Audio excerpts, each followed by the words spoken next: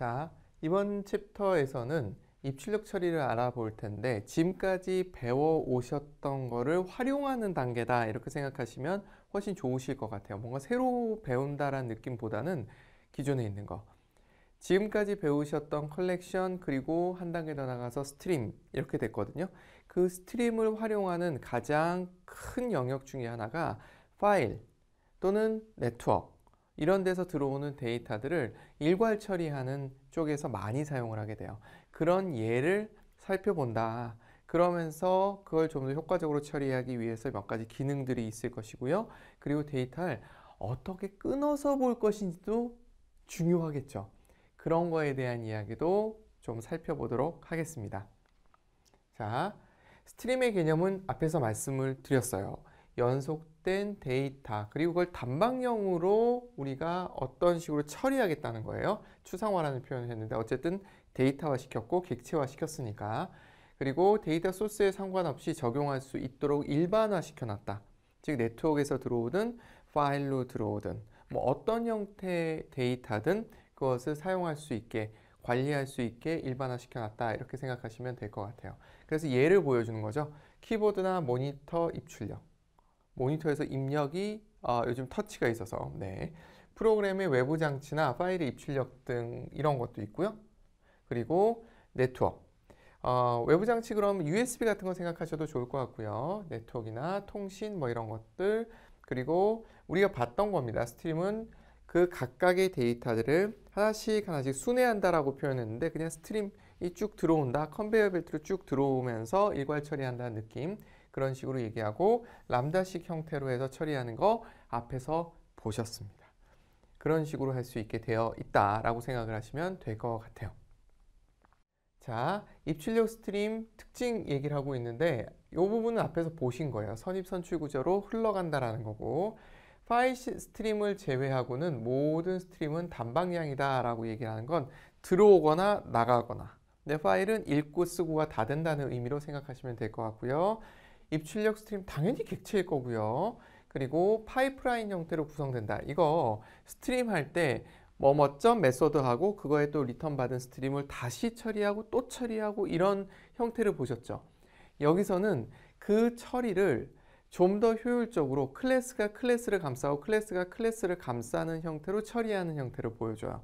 어차피 데이터 관리이기 때문에 데이터는 클래스 안에서 관리하게 되고 클래스가 다른 클래스를 받아서 다시 생성을 하게 되면 그런 과정들이 패키지되고 다시 패키지되고 다시 패키지될 수 있는 결국은 같은 개념입니다. 메소드를 나열할 것인지 객체를 생성할 때 그 전 객체를 받아서 그걸 또 감싸서 또 거기에 처리를 붙이고 할 것인지 그런 형태다라고 생각하시면 될 것 같아요. 그걸 파이프라인 구성이다 라고 표현을 하고 있고요. 그리고 이 데이터가 꽉 차면 프로그램이 더 이상 뭔가 처리를 못하는 꽉 찼을 때도 그렇고 텅 비었을 때도 그렇고 그래서 중간에 버퍼라는 걸 두는 개념이 나오기 시작해요. 버퍼. 이런 게 나온다라는 얘기를 하고 있습니다. 자, 그래서 입출력 스트림을 크게 두 가지로 나눴는데 하나는 바이트 스트림이 있고요. 하나는 캐릭터 스트림이 있어요.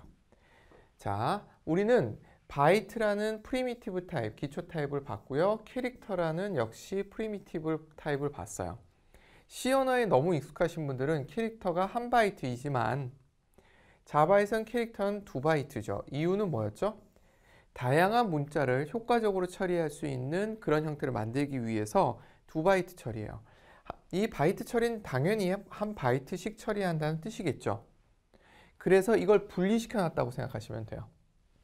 문자 단위로 끊어서 볼 것인지 아니면 바이트 한 바이트 단위로 끊어서 볼 것인지를 구분해서 관리하는 객체를 따로 둔 거예요. 그래서 바이트 스트림이 있고 문자열 스트림, 문자 스트림이 존재한다 이렇게 생각하시면 되고요.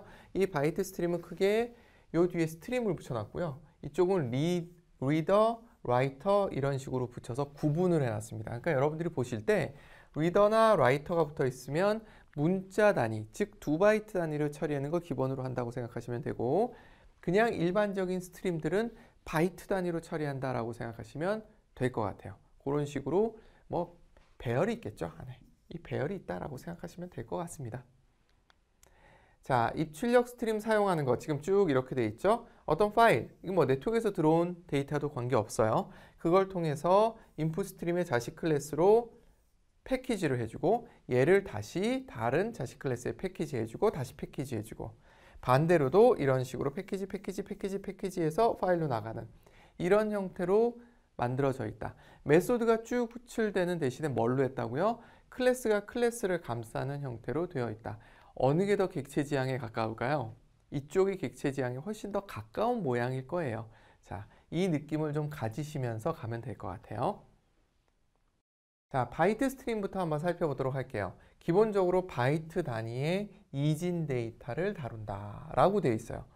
일반적인 파일이 문서 파일은 아니죠. 그렇기 때문에 일반적인 경우는 바이트 단위로 처리하는 게 맞아요. 사실 문서로 되어 있는, 그러니까 텍스트 문서를 제외한 경우는 전부 다 이 바이트 단위의 바이트 스트림을 사용한다라고 생각하셔도 과언이 아닙니다. 네트워크를 통해서 들어오는 데이터도 당연히 바이트 단위 거고요. 키보드 입력이나 이런 것도 당연히 바이트 단위로 처리가 되고 있기 때문에 바이트 스트림이 기본적인 처리 방식이다라고 생각하시면 좋을 것 같아요. 그래서 바이트 스트림을 다뤄 놓으시면 문자 스트림은 2바이트 단위로 문자를 위해서 특별히 설계된 거다 이렇게 이해하시게 될 겁니다. 자, 그래서 인풋 스트림, 아웃풋 스트림에서 굉장히 다양한 것들이 있죠.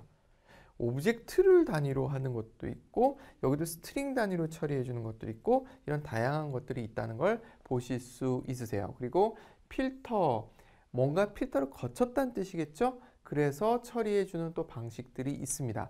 몇 가지 살펴보시면 그런 식으로 구분되겠구나 라는 감을 잡으실 수 있을 거예요. 역시 이 챕터도 사용법에 대한 API 사용법에 대한 얘기니까 좀 그런 식으로 접근을 해 주셔야 될 겁니다. 자, 바이트 스트림의 최상위 클래스는 인풋 스트림과 아웃풋 스트림이 있고 이런 메소드들이 존재해요. 어베일러블은 읽을 수 있는 바이트 개수를 반환한다든가 그리고 닫아준다든가 더 이상 거기로부터 스트림이 안 들어오게 해주는, 그러니까 클로즈 해주는 게 필요하겠죠. 그걸 리드 해주거나 또는 스킵하는 것들이 있을 겁니다. 자, 여기는 바이트 크기만큼인데 재밌는 건 인트 타입이 아니라 롱 타입이죠. 이유는 인트 타입 2의 31승으로는 부족한 경우가 많더라라는 거예요. 2의 31승이면 얼마인가요? 2 킬로 메가 기가네요. 이 기가니까 그 이상인 파일은 스킵할 수 없다는 얘기가 돼버리니까 그런 부분을 막기 위해서 롱 타입으로 돼 있다 이렇게 생각을 하시면 될 것 같아요. 여기 보면 옵셋 같은 경우 인트로 갔죠. 그쵸? 이것도 사실은 생각해 볼 만한 부분은 있어요. 근데 이 옵셋은 기본적으로 길이만큼을 읽어서 이 옵셋, 이 바이트의 옵셋이니까 그런 식으로 되어 있기 때문에 여긴 인트가 가능하지만 여기서는 파일을 여러분들 동영상 파일 같은 경우 2기가 훨씬 넘는 경우들이 있잖아요. 그런 경우를 생각한다면 롱 타입이 맞을 거예요. 그리고 닫는 거 있을 거고요. 플러시는 이 부분이 뭐냐면 버퍼의 내용을 비우는 거예요. 그러니까 버퍼를 사용하는 경우를 의미하는 거죠. 그걸 비우는 걸 의미하는 거고요. 그리고 라이트 하는 거 다들 있겠죠. 이런 식으로 되어 있는데 여기 보면 배열을 주고받는 경우들이 있고 그냥 하나씩 읽고 하나씩 쓰는 경우도 있는 게 여러분들이 보이실 거예요. 하나씩 쓰는 건데 제가 배열이라고 얘기했네요. 이게 배열이죠. 이런 식으로 되어 있다라는 거 생각하시면 될 것 같습니다. 자, 보면 몇 가지 여러분들 꼭 보셔야 될 건 뭐냐면 이 리드 메소드에서 반환 값이 뭐냐면 타입이 인트로 되어 있거든요.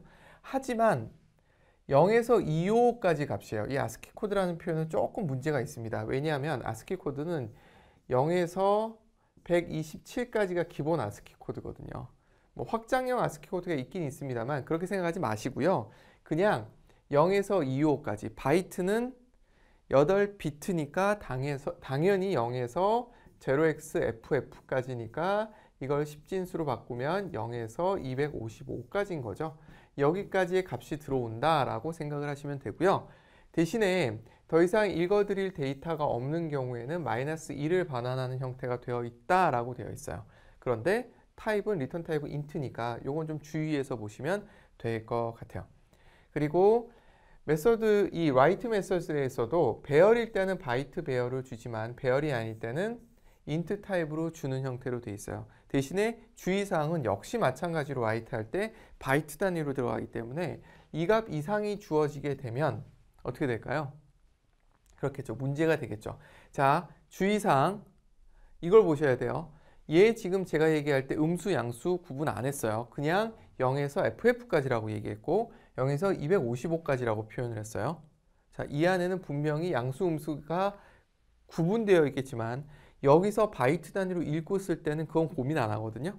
그래서 그렇게 좀 다르다라고 좀 생각을 해 주셔야 됩니다.